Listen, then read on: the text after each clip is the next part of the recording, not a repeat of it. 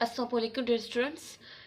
कैसे हैं आप सब। आज के इस लेक्चर में बेसिकली हम जो टॉपिक डिस्कस करने जा रहे हैं वो है यूनिसेलुलर और मल्टी सेलुलर का डिफरेंस। मैंने कहा कि सबसे पहले जो टॉपिक अब हम लोगों ने पढ़ना है सेलुलर ऑर्गेनाइजेशन, उसे पढ़ने से पहले हमारे जो है कुछ बेसिक कॉन्सेप्ट्स जो है वो क्लियर हो यूनिसेलुलर और मल्टी सेलुलर के बारे में। हमें कम से कम यूनिसेलुलर और मल्टी सेलुलर का पता होना चाहिए कि ये क्या है और इनका फंक्शन क्या है, ये क्या काम करते हैं हमारी बॉडी के अंदर, कौन से इंपॉर्टेंट रोल्स प्ले करते हैं। बेसिकली मैं ये चाहती हूँ कि आप लोगों को कम से कम इन दो चीज़ों के कॉन्सेप्ट पहले क्लियर हो, ताकि जब हम अपना सेलुलर ऑर्गेनाइजेशन चैप्टर का जो टॉपिक है ना, फर्स्ट चैप्टर का टॉपिक, वो पढ़ें तो कम से कम ये कॉन्सेप्ट आप लोगों का क्लियर हो कि यूनिसेलुलर और मल्टी सेलुलर में क्या डिफरेंस है। और जब हम ये टॉपिक्स पढ़ रहे होंगे ना सेलुलर ऑर्गेनाइजेशन, फिर हमें ये प्रॉब्लम ना हो अंडरस्टैंड करने में कि यूनिसेलुलर और मल्टी सेलुलर में क्या डिफरेंस है, हमें तो ये पता ही नहीं है। तो इसलिए इस रिहर्सल से बचने के लिए मैंने कहा है कि मैं सबसे पहले आप लोगों को यूनिसेलुलर और मल्टी सेलुलर पढ़ा दूँ। तो अब हम स्टार्ट करते हैं। यूनिसेलुलर और मल्टी सेलुलर बेसिकली होता क्या है। यूनी का ये जो वर्ड है ना, ये सिंगल को शो कर रहा है। यूनी का यहाँ पे जो वर्ड है ये क्या शो कर रहा है, सिंगल।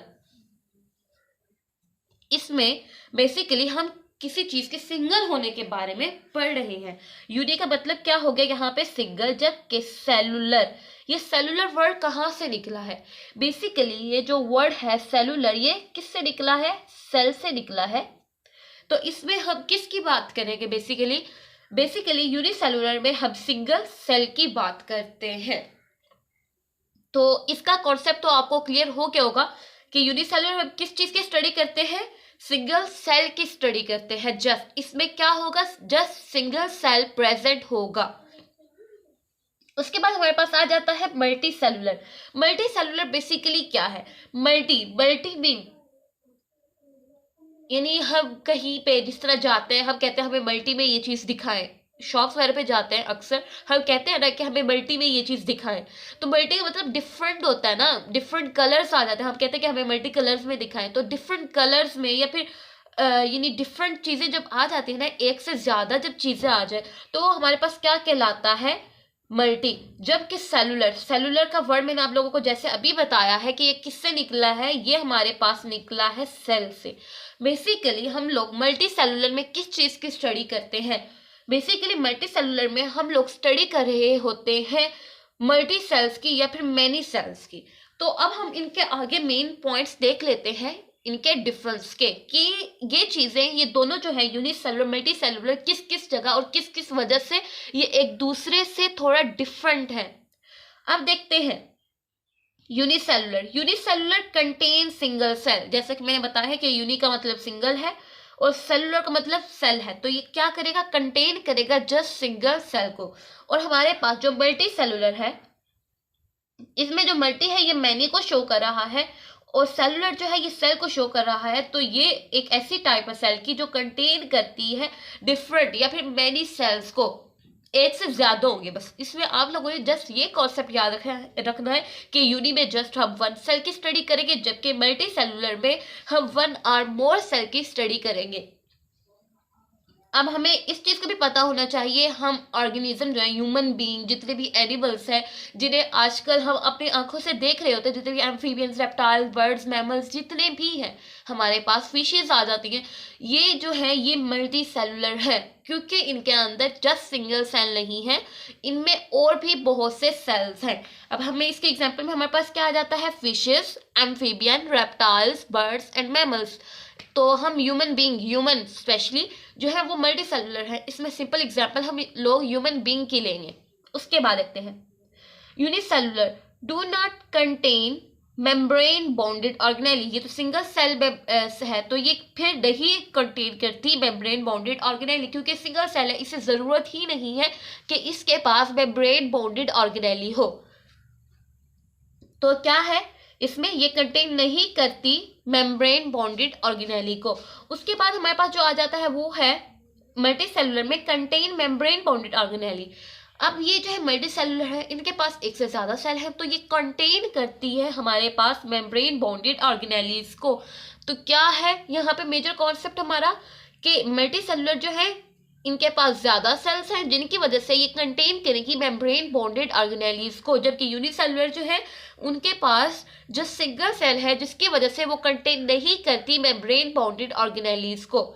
ये टू मेजर कॉन्सेप्ट जो है मैं उम्मीद करती हूँ कि आपको समझ आई होगी। उसके बाद next point, simple diffusion is used for transport. जो ट्रांसपोर्ट का मैकेनिज्म हो रहा होता है ना बेसिकली यूनिसेलुलर मल्टीसेलुलर ऑर्गेनिज्म के अंदर ट्रांसपोर्ट तो हर चीज में होती है ना। जिससे हमारे पास प्लांट है, प्लांट में वाटर की ट्रांसपोर्ट होगी, मतलब कि ट्रांसपोर्ट का तो प्रोसेस होगा ना। ट्रांसपोर्ट के प्रोसेस में बेसिकली होगा क्या, हमारी जो है फूड वगैरह पानी वगैरह ऊपर यानी प्लांट के नीचे से लेके जड़ों से लेके हमारे पास ऊपर की तरफ जाएगा। यही होता है ना ट्रांसपोर्ट के मैकेनिज्म में।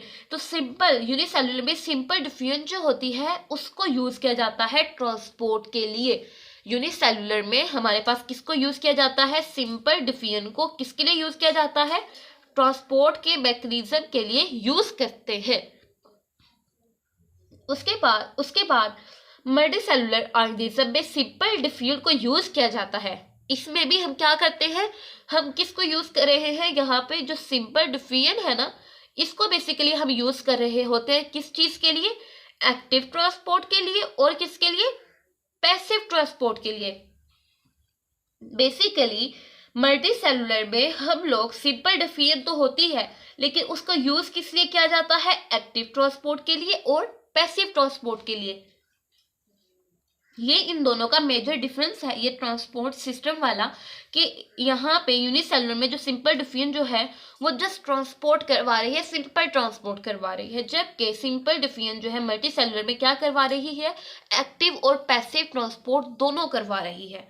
उसके बाद हमारा जो नेक्स्ट पॉइंट है उससे अब हम देख लेते हैं, all cellular processes are carried out by the single cell. जितने भी हमारे पास सेलुलर प्रोसेसेस होते हैं ना, सेलुलर प्रोसेसेस, सेलुलर का वर्ड जो है हमारे पास किससे निकला है, बेसिकली सेलुलर का वर्ड है ये हमारे पास सेल से निकला है। जितने भी सेल के प्रोसेसेस हो रहे होते हैं ना वो carried out by the single cell, वो सिंगल सेल में ही हो रहे होते हैं, क्योंकि यूनिसेलुलर ऑर्गेनिज्म है। इनके पास कितने सेल है, जस्ट वन सेल, इनके पास जस्ट वन सेल है, जिसकी वजह से इनके जितने भी सेल के अंदर जो प्रोसेसेस होने हैं, जितने भी क्रेब्स साइकिल्स चलते हैं, जो कुछ भी होना है वो सब कुछ किसमें हो रहा है, जस्ट सिंगल सेल में हो रहा है। जबकि हमारे पास मल्टी सेलुलर ऑर्गेनिज्म में every cell perform their different function. Multicellular organism में जितने भी सेल है ना वो अपने डिफरेंट फंक्शंस परफॉर्म कर रहे हैं। मतलब कि मल्टी सेलुलर ऑर्गेनिज्म में सेल भी बहुत ज्यादा है, अब हर सेल का अपना एक स्पेसिफिक फंक्शन है, ठीक है। कि जिस तरह अब हमारे पास हो जाता है कि हम लोग कोई लेबर होती है, लेबर के दरमियान काम डिवाइड कर देते हैं कि तुमने ये काम करना है, तुमने क्राइब्स साइकिल को प्रोसेस करना है, तुमने ग्लाइकोलिसिस का प्रोसेस करना है, तुमने प्रोटीन को बनाना है, तुमने प्रोटीन को लेके आना है, तुमने प्रोटीन को लेके जाना है। ये काम जो है मल्टी सेलुलर ऑर्गेनिज्म में डिवाइड हो जाते हैं और फिर हर सेल जो है अपना क्या करता है, अपना स्पेसिफिक काम जो है वो सरंजाम देता है। उसके बाद हमारे पास आ जाता है next one, cell body is directly expose to the environment. अब सेल बॉडी जो है वो डायरेक्टली एक्सपोज हो जाती है इन्वायरमेंट से। ये जो है समझने वाली चीज है कि सेल बॉडी जो है वो डायरेक्टली क्यों एक्सपोज हो जाती है इन्वायरमेंट से। बेसिकली अब हमें इसका नाम तो पता है ना कि यूनिसेलुलर है, इसके पास सिंगल सेल है। अब सिंगल सेल होने की वजह से क्या होगा, सिंगल सेल की लेयर होगी जो कि बॉडी के ऊपर वाली साइड पे ही मौजूद होगी। क्या होगा कि सिंगल सेल की लेयर होगी जो ऊपर वाली साइड में मौजूद होगी और इसको बेसिकली हम देख भी नहीं सकते। ये एक ऐसी ट्रांसपेरेंट ऐसी लेयर होगी जो हम देख नहीं सकते। हमने कभी बैक्टीरिया को देखा, नहीं ना देखा, क्योंकि वो तो नजर ही नहीं आता। उसे हम किससे देखते हैं, माइक्रोस्कोप के थ्रू ही देख रहे होते हैं ना। तो उसमें ऑर्गेनिज्म की जो सेल लेयर है ना या फिर सेल बॉडी जो है वो डायरेक्टली एक्सपोज हुई होती है एनवायरनमेंट से। जबकि हमारे पास मल्टी सेलुलर ऑर्गेनिज्म में the outer cell in the body are specialized for exposure to the environment. अब इसमें जो है आउटर, इसमें सेल की लेयर्स बन जाती है क्योंकि ये मेम्ब्रेन बाउंडेड ऑर्गेनेली है। ये मेम्ब्रेन बाउंडेड ऑर्गेनेली नहीं थी, यूनिसेलुलर में मेम्ब्रेन बाउंडेड ऑर्गेनेली नहीं थी, जबकि हमारे पास मल्टी सेलुलर में मेम्ब्रेन बाउंडेड ऑर्गेनेली है। यहाँ पे मेम्ब्रेन बाउंडेड ऑर्गेनेली के होने की वजह से क्या हो रहा है कि डायरेक्टली एक्सपोज नहीं हो रही इन्वायरमेंट से, जस्ट इसके आउटर सेल की जो लेयर है ना वो एक्सपोज हो रही है हमारी इन्वायरमेंट के साथ। ठीक है, ये है इसका मेजर कॉन्सेप्ट।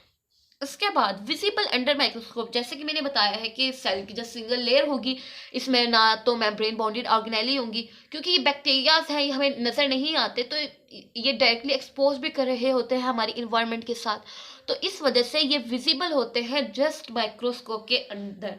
ये हमें कहाँ पे विजिबल हो रहे होते हैं, बेसिकली ये जो है हमारे पास विजिबल हो रहे होते हैं माइक्रोस्कोप के अंदर, और इससे हम अपनी नेकेड आई से नहीं देख सकते। क्या कभी किसी ने बैक्टीरिया को अपनी आंख से देखा है?